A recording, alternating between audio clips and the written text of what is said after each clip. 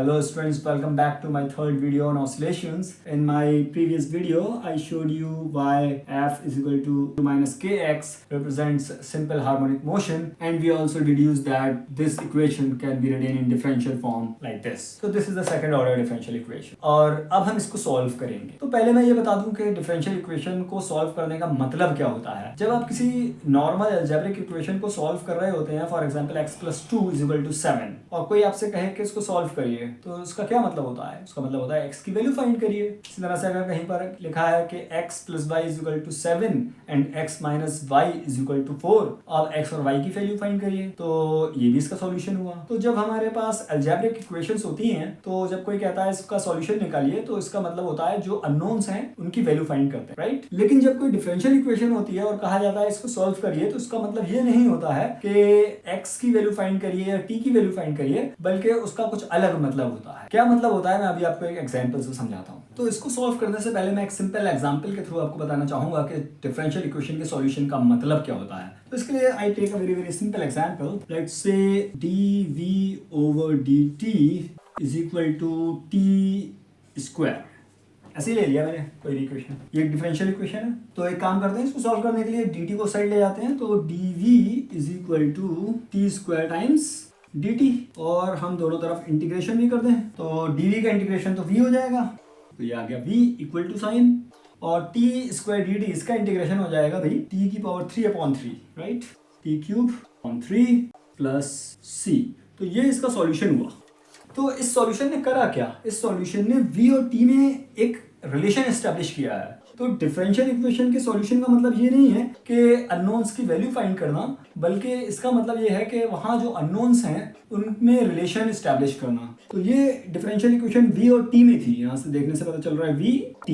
तो v और t में हमें रिलेशन एस्टेब्लिश करना है. इसको हम कहते हैं इस इक्वेशन को सॉल्व करना. तो अगर हम इसको देखें तो ये भी डिफरेंशियल इक्वेशन है, बल्कि ये सेकंड ऑर्डर डिफरेंशियल इक्वेशन है. 2 बार डिफरेंशिएशन हुआ रखा है, और ये डिफरेंशियल इक्वेशन x और t में है. यानी कि इसको सॉल्व करने का मतलब है कि हम x और t में एक रिलेशन एस्टेब्लिश कर पाए, राइट?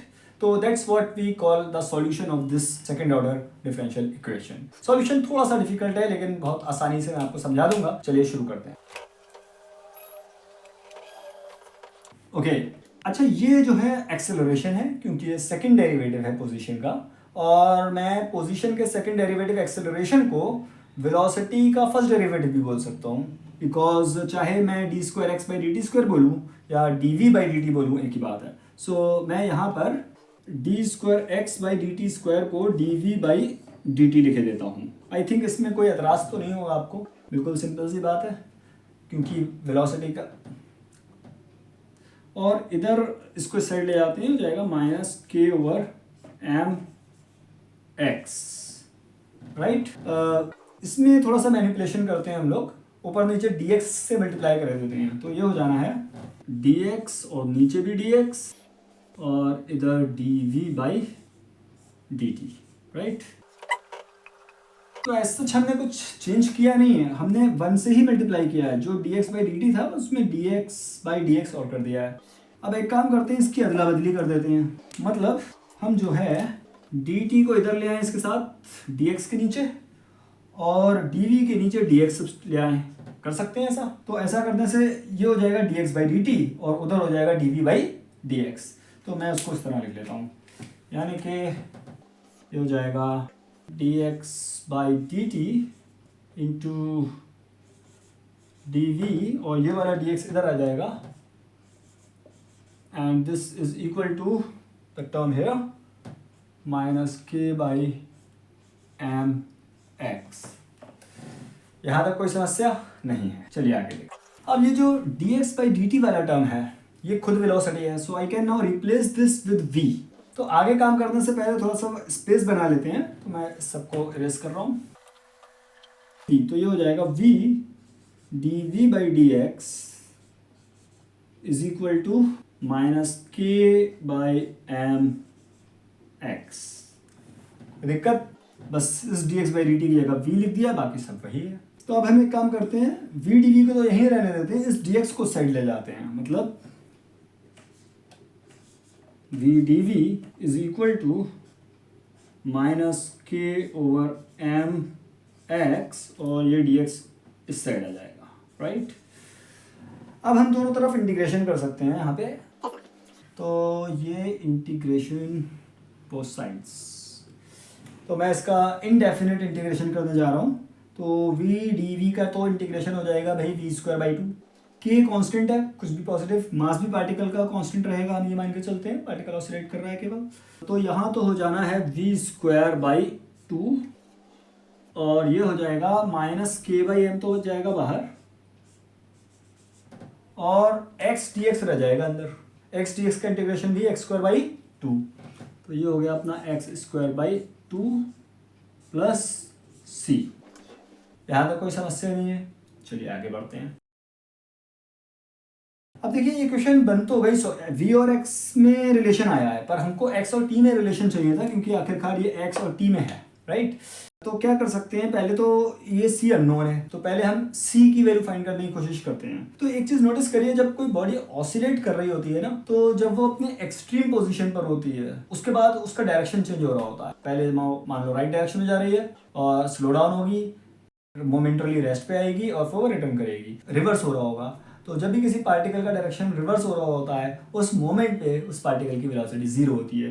यानी कि जैसे ही मैं इस x को इसका मैक्सिमम वैल्यू यानी कि एम्पलीट्यूड अगर वो सब्सटीट्यूट कर दें, तो ये v जीरो हो जाएगा। तो हम c की वैल्यू निकाल सकते हैं पहले by putting x equal to a, v become zero.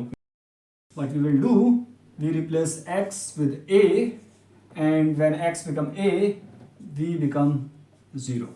तो जरा रख के देखिए, जैसे ही आप v की वैल्यू जीरो करेंगे तो ये वाला टर्म जीरो हो जाएगा, और ये minus k upon m a square by two हो जाएगा, यानी कि half k x square by two m, और इधर c, तो यानी कि ये हो जाएगा zero is equal to minus k a square by two m plus c, या फिर c is equal to k a square by two m. यहां तक कोई समस्या नहीं है, आगे बढ़ते हैं। तो जो इक्वेशन हमारी आई थी उसको मैं रीराइट कर रहा हूं, पर c की जो वैल्यू है उसके साथ। पिछली बार c हमारे पास नहीं था, तो पहले जो इक्वेशन आई थी हमारे पास इंटीग्रेशन करने के बाद, वो थी v square by two is equal to minus k by m x square by two और प्लस c। अब c की वैल्यू पहले तो अननोन थी, पर अब c की वैल्यू आ चुकी है बाउंड्री कंडीशन लगा करके, कि जब x की वैल्यू a थी v जीरो था, तो ये आ गया था। तो in place of c we write this term, that is k a square by two m, right. तो c की वैल्यू हमने सब्स्टिट्यूट कर दी। एक काम करते हैं, दोनों में से कुछ अगर कॉमन आ रहा है तो वो कॉमन ले लेते हैं। तो फिलहाल ये हो जाएगा v square by two, and here we will get k by two m common, और इस ब्रैकेट में बचने वाला है ए स्क्वायर, तो प्लस का होगा, ये माइनस का होगा, तो इसको मैं ऐसे लिख लेता हूँ ए स्क्वायर माइनस एक्स स्क्वायर, और टू से टू कैंसिल भी हो गया, यानी कि फाइनली v जो है वो बराबर हुआ, रूट कर देंगे under root of k by m and also under root of this term, that means separately भी लिख सकते हैं a square minus x square. इसमें कोई समस्या नहीं हो तो आगे बढ़ते हैं। फिर से मैं स्पेस क्रिएट करता हूं, और क्योंकि मैं बार बार लिख रहा हूं और इरेज कर रहा हूं, तो आपको एक कंप्लीट डेरिवेशन के लिए मैं इसका पीडीएफ आपके डिस्क्रिप्शन बॉक्स में अटैच कर दूं। चलिए फिलहाल इसके आगे सॉल्व करते हैं। यहां तक तो हम आ गए थे। Now we have relation between v and x, but what we want is a relation between x and t। तो एक काम करते हैं, जो v है ना, इस v को लिख लेते हैं dx by dt। So now I am replacing this thing up here, just turns to dx by dt, and here we have under root of k by m, और साथ में ये वाला टर्म ए स्क्वायर माइनस एक्स स्क्वायर। क्योंकि मेरे पास space की बड़ी कमी है, तो मैं इसको अगेन इरेज करूँगा जब तक कि मेरा सॉल्यूशन ना आ जाए। तो अब हम क्या करने वाले हैं, इस चीज़ को डिनोमिनेटर में ले आएंगे और डी टी को उस साइड ले जाएंगे, क्योंकि एक्स वाले टर्म्स डी एक्स के साथ होने चाहिए, और अगर कोई टी वाला हो तो डी टी के साथ हो, पर टी है नहीं, पर ये जब यहाँ आएगा तो डिनोमिनेटर में आ जाएगा। तो इसका मतलब next we have d x under root of a square minus x square, and here we already had k over m root times dt because I bring this dt the other side। तो आगे बढ़ने से पहले मैं बता दूँ, जो maths के स्टूडेंट्स हैं वो तो खुद ही कर लेंगे, जिनके पास मैथ्स नहीं है वो भी आसानी से कर सकते हैं, कोई बड़ी बात है नहीं। यहाँ पे एक सब्स्टिट्यूशन कर लें तो बहुत आसानी से आंसर आ जाएगा। अगर मैं इस x को भी a के टर्म्स में लिख लूँ और a फिर बाहर आ जाएगा कॉमन हो करके, राइट, तो a के टर्म्स में लिख लें, उसका स्क्वायर कर दें, लेकिन x a के बराबर थोड़ी ना है, x की वैल्यू तो a से कम भी हो सकती है ना, ये तो मैक्सिमम वैल्यू ऑफ x है। तो क्यों ना हम x को एज्यूम कर लें अपने पास से, x को मैं एज्यूम कर लेता हूँ a sin थीटा, छोड़ो x को a sin थीटा सब्स्टिट्यूट कर लेते हैं। इसको बस सॉल्व करने के खातिर एक मैथमेटिकल टेक्निक है, let x is equal to a sin theta, substitute कर लिया है बस अपने पास से, पहले से मान लिया, मैथमेटिकल टेक्निक है ये, आप ऐसे समझे। जैसे ही मैं इसका यहाँ रखूंगा तो इसका स्क्वायर हो जाएगा, मतलब ए स्क्वायर साइन स्क्वायर थीटा हो जाएगा, राइट। पर अब मैं थीटा वेरिएबल है, क्योंकि एक्स की वैल्यू भी बढ़ेगी घटेगी, एक्स तो क्या है, पार्टिकल की डिस्प्लेसमेंट है, कहाँ से, मेन पोजीशन से, राइट। एक तो एक्स वेरिएबल है और एक टी वेरिएबल है और एक थीटा वेरिएबल और आ गया। जब तक थीटा चेंज नहीं होगा तब तक एक्स चेंज नहीं होगा। तो हम ऐसा करते हैं, तीन में से रखेंगे तो दो ही वेरिएबल्स, ताकि हमारी इक्वेशन सॉल्व हो सके, एक साइड एक वेरिएबल, दूसरी साइड दूसरा वेरिएबल। तो हम इस x में से dx निकाल लेते हैं, उसको यहाँ सब्स्टिट्यूट कर देंगे और x की वैल्यू वहाँ लगा देंगे। तो अगर मैं इसको डिफरेंशिएट करता हूँ तो dx मिल जाएगा, राइट। ये तो कांस्टेंट है, maximum displacement which is amplitude, so here we have dx और a कांस्टेंट है। अब साइन थीटा का डेरिवेटिव आप लोग बोलोगे कॉस थीटा, पर यहाँ पे डिफरेंशिएशन थीटा के रेस्पेक्ट में नहीं हो रहा है, किसी अननोन वेरिएबल के रेस्पेक्ट में हो रहा है, तो यहाँ पे चेन रूल रहेगा। तो एक बार साइन थीटा का तो कॉस थीटा हो जाएगा, लेकिन थीटा खुद वेरी कर रहा है तो साथ में डी थीटा भी आएगा, d theta, right. So now we just plug in our substituted values here. तो dx की जगह मैं लिख देता हूँ a cos theta D theta और अपॉन में रूट के अंदर ए स्क्वायर को तो ए स्क्वायर ही लिखा दिया जाएगा, माइनस एक्स स्क्वायर का मतलब हो गया इस टर्म का स्क्वायर, तो ये हो जाएगा a square sine square theta, right. और ये तो वैसे का वैसे ही है, k by m the root d t, right. अब क्या कर सकते हैं, डिनोमिनेटर में से ए स्क्वायर कॉमन ले सकते हैं। अगर देखें तो ए स्क्वायर यहाँ पर भी है, माइनस साइन स्क्वायर यहाँ पर भी है, तो ए स्क्वायर कॉमन हो जाएगा रूट के अंदर से और वो बाहर आएगा तो ए बन जाएगा। यानी कि इसको अगर आप ध्यान से देखें तो बाहर ए आ जाएगा और अंडर रूट के अंदर 1 माइनस साइन स्क्वायर थीटा बचेगा, और 1 माइनस साइन स्क्वायर थीटा बच्चा जानता है कॉस स्क्वायर थीटा होता है, और वो रूट में है a और 1 माइनस साइन स्क्वायर थीटा का रूट जो कि कॉस थीटा होगा। तो इसको मैं further okay, so I am just plugging the values a cos theta d theta upon a and क्योंकि a हमने कॉमन ले लिया 1 माइनस साइन स्क्वायर थीटा का रूट cos थीटा, यहाँ गया और इज इक्वल टू के बाई एम का रूट डी टी। तो यहाँ पर क्या होगा कि कुछ वैल्यूज कैंसिल हो रही हैं, cos थीटा से cos थीटा कैंसिल हो रहा है, a से a कैंसिल हो रहा है। अब हमारे पास यहाँ पर बचा सिंपली डी थीटा, कुछ भी नहीं बचा इसके अलावा, और यहाँ पे अंडर रूट के बाई एम, के भी कॉन्स्टेंट एम भी कॉन्स्टेंट डी टी। तो अब यहाँ पे इंटीग्रेशन कर देंगे दोनों तरफ। तो अब जब आप इसमें दोनों तरफ इंटीग्रेशन करेंगे तो क्या होगा, चलिए पहले लिख लेते हैं इसको ऐसे ही, d theta is equal to under root of k by m d t, yes, d t root में नहीं है। अब we will be integrating both sides, okay. और अभी भी हम इसका इनडेफिनेट इंटीग्रेशन करने जा रहे हैं।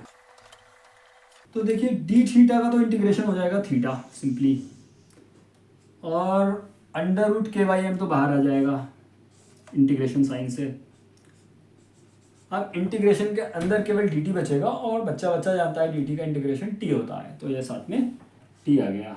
और एक कांस्टेंट भी आया, इसको हम क्योंकि ये एंगल है तो कांस्टेंट को चाहो आप c लिखो, मैं बल्कि इसको फाई लिखना पसंद करूंगा क्योंकि एंगल का कांस्टेंट है तो कोई एंगल ही होगा, तो चाहो तो c लिखो चाहे फाई लिखो यानी। सो ये जो थीटा की वैल्यू है ये हम अगर यहाँ प्लग इन कर दें तो हमारा सॉल्यूशन x और t में आ गया। नहीं समझ में आई बात भाई, x की वैल्यू साइन थीटा हमने मानी थी ना, और थीटा हमारा निकला यार टाइम का फंक्शन में, तो अभी तो x थीटा से रिलेटेड है और थीटा खुद किससे रिलेटेड है, टाइम से, थीटा टाइम का फंक्शन है।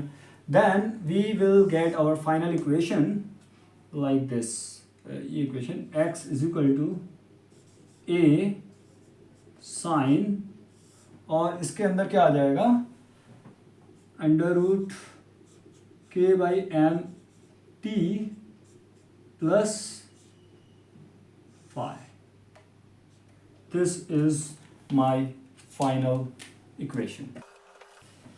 X is equal to a sin under root k by m t plus phi, right? और यहाँ पर अगर आप नोटिस करें ये इस इक्वेशन का सॉल्यूशन है, इसी को तो ही हमने स्टार्ट किया था और यहाँ पहुँच गए।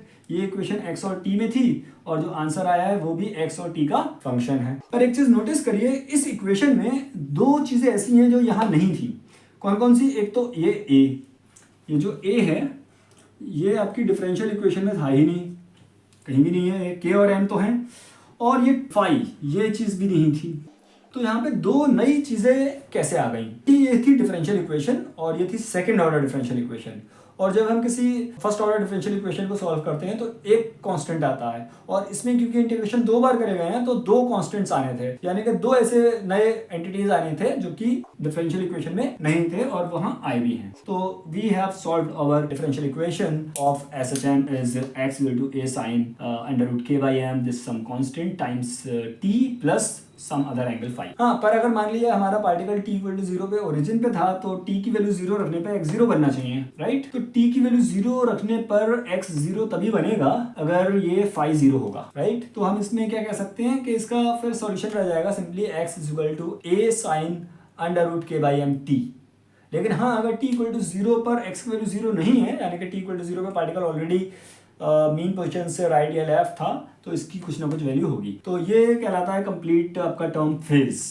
ये साइन के अंदर जो भी कुछ लिखा हुआ है फेज है। फेज क्या है इसके ऊपर हम अलग से डिस्कशन करेंगे, फिलहाल को कहते फेज है। और t इक्वल टू 0 पे जो एंगल बचेगा वो ये वाला बचेगा, तो इसको बोलते हैं इनिशियल फेज, राइट? तो यानी कि हमने देखा कि साइनसोइडल फंक्शन है तो x की वैल्यू साइनसोइडली वेरी कर रही है। तो मेन हमें बात ये पता चली कि जो भी SHM होता है f बराबर माइनस के x ऑसिलेटरी होता है और उसमें x की वैल्यू जो है साइनसोइडली घटती बढ़ती है, a से ज्यादा नहीं हो सकती और माइनस a से कम नहीं हो सकती, क्योंकि साइन फंक्शन की वैल्यू 1 और -1 के बीच में होती है। तो ये हमारा था differential equation solution of SHM।